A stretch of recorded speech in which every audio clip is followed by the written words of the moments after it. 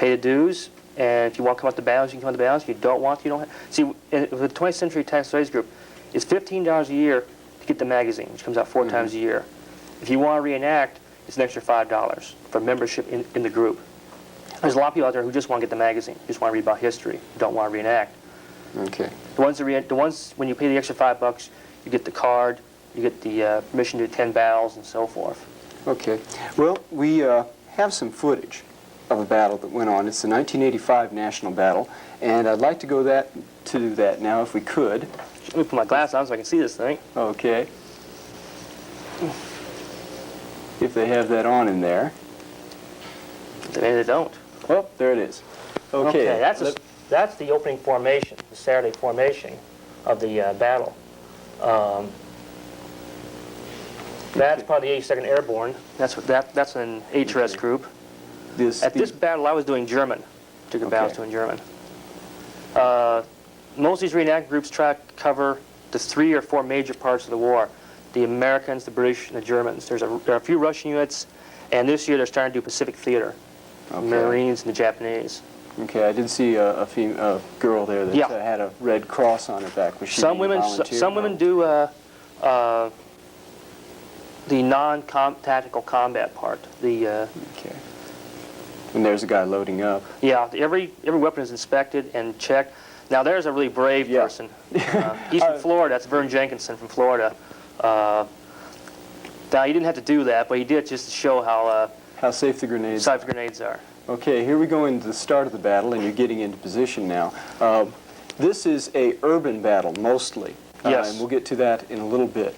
But if you could explain to us exactly what's going on here and how you're setting up. This was supposed to have been a reenactment of the Battle of Trier, which was a border area in Germany against when the Americans advanced. And what it is, the Americans have taken the town, and the Germans, a combined German task force of SS and Wehrmacht, are trying to retake the town. There's you. That's me, unfortunately. Yeah, that's me, all right. Pointing the gun right at the camera. The gun right at the camera. Well, that's okay. I wasn't decreased by the cameraman then either, or the announcer. And this is right at the start of the initial assault. The Germans, and see, as we don't have artillery or anything, so we have to simulate with smoke clouds and such like that. It looks fairly realistic. I'll tell you, with that German camouflage, that's probably the best camouflage in the world. And when you put it on, you stand in the woods, you literally disappear in the woods. Here we go with the charge. Yeah, this is one of 2 or 3 charges they had that day.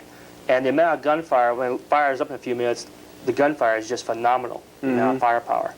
And you got to remember, everything here is paid for by the reenactors. The blanks, the uniforms, and everything. And you hear that ammunition going off. You figure 10 cents per round. That's a lot of money. That's a lot of money. And on the average of 10 to 15 cents a round, you burn up a lot of money real fast. We're starting to hear the machine gun fire. The machine gun fire now. Now there's a German firing a K98, a standard bolt-action rifle. A lot of those are now ex-Israelis. Israelis bought a lot after the war and converted to fire NATO rounds. So now you can fire those without having to convert your weapon. You just fire regular military ammunition. Starting to go into the city. Starting to go into the city. This was done at Fort Campbell, Kentucky, and they have it's the home of Screaming Eagles, 101st Airborne Division. I was going to ask how you got all these buildings set up. It's called the Urban Warfare Area, and the American Army built that to fight. To do precisely this. To learn how to fight, learn just how to fire in an urban area. And this urban area is based upon a European scenario anyway. So the buildings were just perfectly for a World War II reenactment. And this guy is sacrificing himself? Well, no. That was a standard thing during World War II, was to fling yourself onto the barricades and knock yourself down. Okay. And there's a casualty. Casualties. Actually, that's a pretty rare thing to see at World War II reenactments. You can actually stay on the ground. Usually when you get hit, you get to move back as fast as you can. There's the 82nd Airborne. Here's a guy calling in a mortar round. How do you work the mortars on these reenactments? Well, some of these mortar crews actually have, what they fire is a small plastic drink cup with some gunpowder, and it'll actually land near you. Now, this German anti-tank gun, his original anti-tank gun, came all the way from Colorado. There's an owner out there who has one, and pulled out of his museum for that battle. And brought it away. It's original World War II. How did he get that thing? American soldiers throughout history have always been, well, a good word for us has been locust. If it's not tied down, American soldiers will take it. That was a German paratrooper? That was a German paratrooper called Fallschirmjäger. These are SS Fallschirmjägers. There's a small group of those in World War II. That's a small light mortar. There's a British mortar. And so you have to wait sometimes for the thing to go off. They're lit. And an American counterattack, I believe. Americans counterattack back and forth. Those are British paratroopers. Another German attack. The fighting went on all day. Well, actually, it was 2 days of fighting in there. And we actually there was close to 700 reenactors at that battle. One of the biggest we ever had. And here's that anti-tank gun going off. Very loud bang.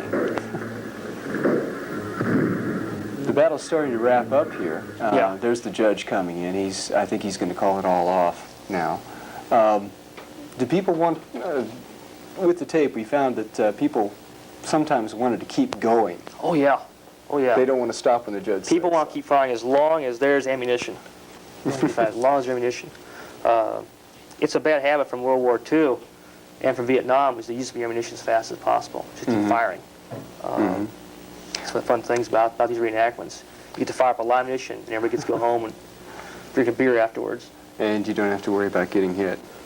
Right. As far as training goes, how much training does an individual member get? As in safety? As in safety, military, how to do things? That's up to, well, for safety, the unit is up to the unit's responsibility to teach the person about safety. If that person fails the safety briefings, safety meetings, whatever, when they bring the ammunition stuff out, 3 times, he and his unit are placed on probation. If he does it again, the unit is expelled. So it's up to the individual units to police their own people. As for tactics, that's up to the individual units also. They have to decide how well do we want to participate in these battles. If you want to walk down the road and get yourself slaughtered every time, you will do one of 2 things. You'll either A, learn tactics, or B, you'll find there a unit that does. Well, thank you very much. We got to go to another spot break, and we'll be right back after this.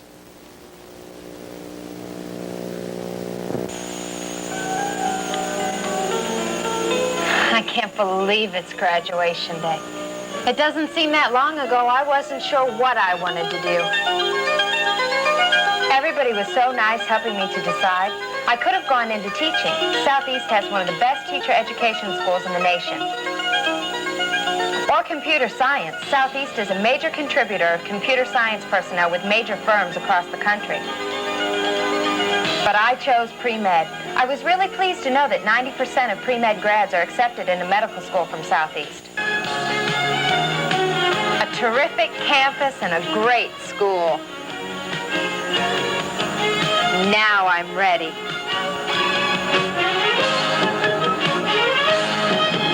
Southeast Missouri State University, the competitive advantage.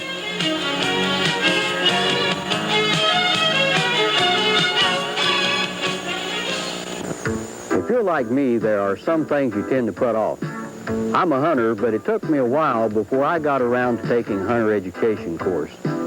I'm certified now to hunt in any state, and I feel better about knowing how to handle firearms safely. I'm glad I took the course. If you're not hunter safety certified, don't put it off any longer. Call about classes nearest you, get certified, and go hunting safely. Welcome back. I'm Steve Brennemann. We're talking with Jay Sproat about the Historical Reenactment Society and the 20th Century Tactical Studies Group, which is a subgroup of that. Jay, you've got some guns to show us. Okay. This first one is a 1917 Mosin Nagant. The Mosin Nagant was a Russian rifle. There's one odd thing about this. This weapon was built in the United States in 1915 by the Westinghouse Corporation, which now makes washing machines. The Tsar of Russia decided that he needed weapons, so he farmed out contracts to anybody who would buy it. And one thing, the Tsar fell, the communists took over, and these weapons stayed in the United States. They were later used as training weapons by the U.S. Army in World War II, and then were farmed out to anybody who would pay $10 a piece for them. That rifle is $10 a piece? That's what it cost in 1942 when the Army decided they'd start dumping them. Okay, is that Russian? Is that a Russian stamp on the top, or is that English? There's a Russian stamp on top, followed by United States Westinghouse Corporation. Okay, what kind of round is that fire? This fire is a 7.92. It's a very odd bottle-shaped round. And these weapons are somewhat dangerous to fire because of their age. That's why when you fire blanks, that way they don't build up any pressure in them. Is that a sniper rifle? I noticed the graduated side. No, this was just standard thing for the Russian army. One of these standard weapons was just a normal rifle. These were used up through World War II by the Russian army. Okay. And you have a Springfield Garand. This is a Springfield Armory Garand made by the U.S. Army, World War II. That's the mainstay. That was the mainstay of the gun tool. Mainstay for the whole war, and it fires a 30 caliber round, 30-06. Has an 8-round clip, which you immediately load. You just drop the clip in. You just take the clip in. It isn't a clip by today's standards. Oh no! It's just holds the bullets in a vertical. Holds the vertical. It goes in, and you load it. It's like so. And a lot of veterans will tell you about M1 Grand Thumb, where they putting the thing down, the bolt will slide forward and catch their thumb in the area here, Which causing broke the thumb. Well, it would cause extreme pain that way. I can imagine. What else have you got for us? Well, this particular weapon is a German K-43 semi-automatic rifle. Has a detachable clip, which you put 10 rounds, 8mm, and it was designed. A lot of people say this was designed to be against the M1 Garand, but this came out before the M1 Garand came out. This was done for the Russian front because the old German bolt-action rifles were too slow against all the Russians to fight, so they introduced this weapon, and it fires has fairly good accuracy, though it has one bad defect to it. The safety is right here. Oh. And these weapons were turned out during the war labor, and the slave laborers decided they would get back to the Germans, so they would machine these things very cheaply and crudely, and a lot of times the Germans would be firing these things, it would explode out the back, and by the time you're holding up to your cheek, which is right into the face. This particular weapon blew up on me at one reenactment. I had a blanket adapter, and I was firing it, and I was firing from the hip, and all of a sudden something bashed against my hand and flew out into space. It was the rear thing. If I had it in my face, I would have been hurt.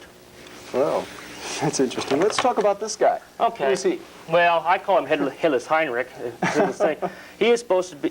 This is a uniform of a German second lieutenant of the Waffen-SS, which was an armed military political group of the German army, and he has, among other things, a small pistol called the Mauser HSC, which is a small, fairly heavy little bullet. Looks like a Beretta. Almost. It's almost like a PPK Beretta, and it fires. It's fairly accurate. I fired it at competitions before, and for a gun its size, it's pretty good. He has on here various.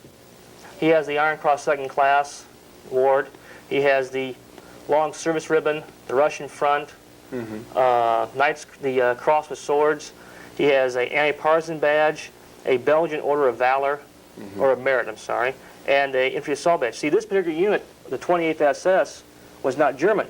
It was Belgian, as introduced by their little shoulder insignia, the sleeve insignia, and the cuff tile. See, during World War II, a lot of people think that only the Germans fought, but actually the Germans had a lot of people on the captured territories who wanted to fight the Germans. Okay, we've got a little bit of time left. What should someone know if they're interested in getting involved in the 20th century? How to get a hold of me or whatever? Group? How do you get a hold of someone who can sign you up? Well, the best thing to do is to write to Post Office Box 945, Cape Girardeau, Missouri, 63702, and ask for information. Okay, is there a telephone number? 651-4876. And is that your number? That's my home phone. That's the best way to do it. And express interest in either World War I, World War II, or Korea/Vietnam. Okay. Well, thank you very much for being here today. I appreciate It's been a pleasure. Thank you for watching. Well, it seems that we've got a little bit more time. We do? Well, I'll be doggone hot. And what else have you got for us? Well, I think you have some medals down there, don't you? Yeah, I sure do. Okay. This is a set of British medals. Okay, if you could show those to the camera. Which one? Where? This one right over here. Okay. And what are those? Okay. These are a set of British World War II medals. They're court mounts. That means they're on a single base, and you put them up against, you would wear them like that. From left to right, the first one is a 1939-45 star. This was awarded to everybody who participated in the war. The second one is the Africa Star, and that was awarded to anyone who participated in any of the African campaigns against